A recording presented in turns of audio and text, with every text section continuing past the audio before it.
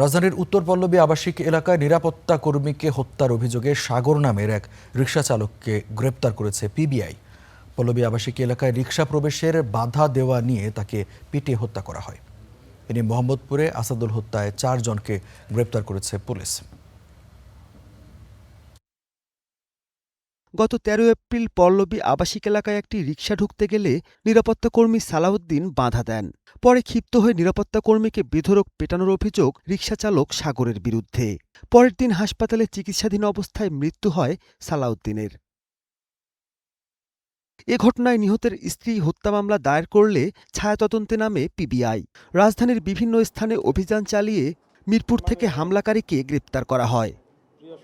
হাত দিয়ে সে কিল ঘুষি মারে, ব্যাপকভাবে এলোপাথারিভাবে মারপিট করে এবং সে যেহেতু 55 বছরের সিকিউরিটি গার্ড, বয়স্ক লোক, শারীরিকভাবে দুর্বল ছিল, সেজন্যই হয়তো এই ঘটনাটা ঘটে থাকে।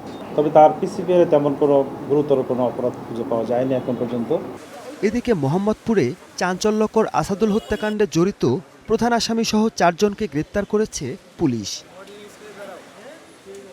ডিএমপি মিডিয়া সেন্টারে আয়োজিত সংবাদ সম্মেলনে জানানো হয়, মাদক ব্যবসা ও এলাকার নিয়ন্ত্রণ নিয়ে পূর্বশত্রুতার জেরে এই হত্যাকাণ্ড ঘটেছে। তো যে 4 জনকে ধরা হয়েছে তাদেরকে ঢাকার কেরানীগঞ্জ থেকে ধরা হয়েছিল। 4 জনের নাম হলো মুন্না, আক্তার, মিরাজ এবং নয়ন ওরফে খোকন।